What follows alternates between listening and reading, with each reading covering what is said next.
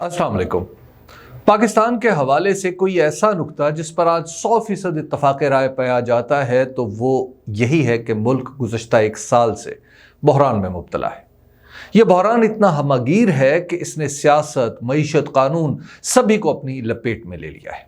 اس بحران کی پیدائش کی ذمہ داری بلا شک و شبہ PDM نامی مجموعہ سیاست کاراں اور اسٹیبلشمنٹ کے گروہ تجربہ کاراں کے سر ہے۔ ان دونوں کے خفیہ اتحاد نے پاکستان کی ایک منتخب حکومت کو ایسے طریقے سے ہٹایا جو بظاہر تو قانونی ہے، لیکن اس میں وہ تمام ناپسندیدہ عناصر موجود ہیں جو کسی بھی سازش میں موجود ہو سکتے ہیں۔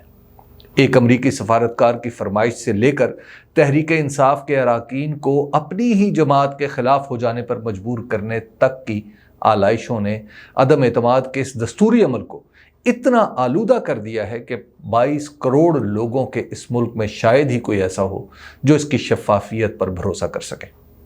اس کے علاوہ یہ حقیقت بھی نظر انداز نہیں کی جا سکتی کہ اس وقت قومی اسمبلی میں حکومتی نشستوں پر بیٹھے ہوئے لوگ تواتر سے اسی اسمبلی کو جعلسازی اور دھاندلی کی پیداوار قرار دیتے رہے۔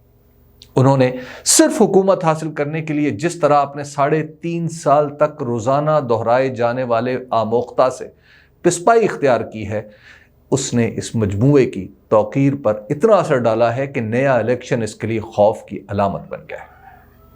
حکومت میں آنے والوں نے جس انداز میں اپنے ہی اکابر پر بنے ہوئے بدعنوانی کے مقدمات کا خاتمہ کیا ہے، اس نے تو عام آدمی کو یہ سوچنے پر مجبور کر دیا ہے کہ وہ دراصل اس ملک کا شہری نہیں بلکہ محض اپنے یہاں پیدا ہو جانے کے حادثے کی وجہ سے ایک مختصر سے طبقہ اشرافیہ کا یرغمال ہے جو اپنے مفاد کے لیے کسی بھی قسم کی بدماشی کا ارتکاب کر سکتا ہے۔ پاکستان میں حکومت کی اس تبدیلی نے معیشت پر جو کاری ضرب لگائی ہے، اس کی شہادت ہر وہ شخص دے رہا ہے جس کی آمدنی اس کی محنت سے منسلک ہے۔ عمران خان کی حکومت کا خاتمہ اگر کسی مسئلے کا حل ہو سکتا تھا تو PDM اور اسٹیبلشمنٹ کی غلطی ہمالیہ کی طرح واضح ہے۔ انہوں نے جو کچھ کیا اس کے نتیجے میں بربادی اور تباہی کی ایک داستان ہے جو ہر گزرتے دن کے ساتھ ضخیم ہوتی چلی جا رہی ہے۔ موجودہ حکمران گروہ کے مقابلے میں اگر عمران خان کا طرز عمل دیکھا جائے تو وہ دستور کے اندر رہ کر اس بحران کو حل کرنے کی بات کرتے ہیں۔ انہوں نے پے در پے جلسوں میں یہی بات کی کہ ملک میں الیکشن کرا کر اقتدار منتخب حکومت کے سپرد کر دیا جائے۔ پھر ضمنی انتخابات میں انہوں نے آدھی درجن سے زائد قومی اسمبلی کی نشستوں پر خود کو امیدوار کے طور پر پیش کیا۔ ملک کے 3 صوبوں میں پھیلے ہوئے قومی اسمبلی کے ان حلقوں میں جیت کر انہوں نے ثابت کر دیا کہ عوام کے نزدیک اس وقت ان کے حلقوں کے ترقیاتی کام اہم نہیں بلکہ ملک کو نئے الیکشن کے ذریعے بحران سے نکالنا ہے۔ ان کا یہ مقدمہ عوام کی نظر میں حرف بہ حرف درست ثابت ہوا کہ انہیں عدم اعتماد کے ذریعے حکومت سے نکالنا دراصل غلط تھا۔ اس کے بعد ان کے پاس پنجاب اور خیبر پختونخوا کی اسمبلیوں کے طور پر جو کچھ موجود تھا انہوں نے عوام کے سامنے رکھ دیا کہ وہ اس پر نیا فیصلہ کر لیں۔ گویا جو کچھ عمران خان PDM کی حکومت سے مانگ رہے تھے اس میں پہلا حصہ خود انہوں نے ہی ڈال کر انتخابات کے لیے اپنی سنجیدگی واضح کر دی۔ 2 صوبوں کی اسمبلیاں ٹوٹ جانے کے بعد دستور کا تجویز کردہ سیدھا راستہ 90 روز کے اندر نئے انتخابات ہیں، مگر غیبی قوتوں کے زور پر حکومت میں آنے والا اتحاد اس راستے پر جانے کی بجائے فرار کے خفیہ راستے تلاش کر رہا ہے۔ الیکشن سے پہلو تہی کے لیے اس کے مبلغ دلائل اینو آں اور چونو چرا کے سوا کچھ نہیں۔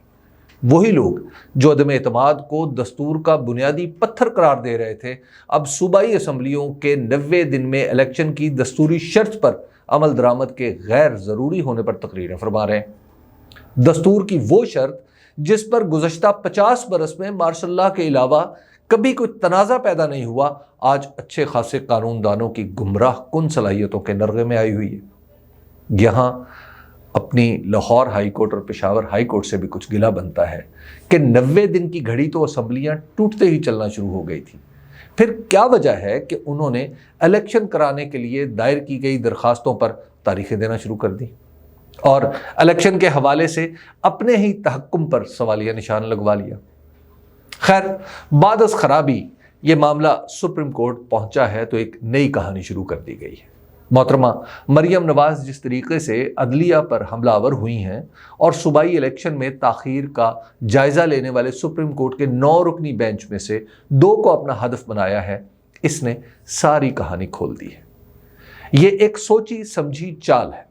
اس چال کا مطلوب نتیجہ یہ ہے کہ سپریم کورٹ الیکشن کی تاریخ دینے یا تاخیر کی ذمہ داری کسی پر ڈالنے کی بجائے بس اس کیس کا مبہم سا فیصلہ دے دے جو نظر ثانی اور مزید وضاحت کے لیے عدالتی برآمدوں میں گھومتا رہے۔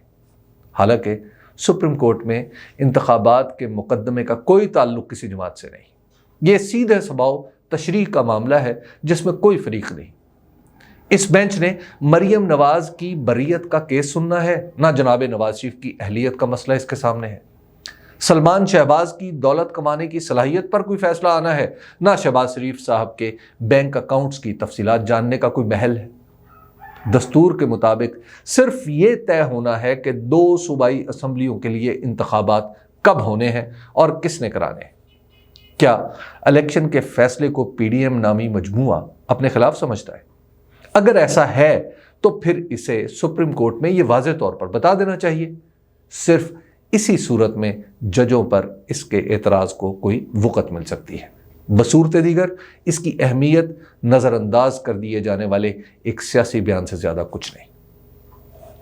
اتفاق سے جب سپریم کورٹ میں دونوں صوبائی اسمبلیوں کے معاملے کی پہلی سماعت ہوئی تو میں بھی وہیں موجود تھا۔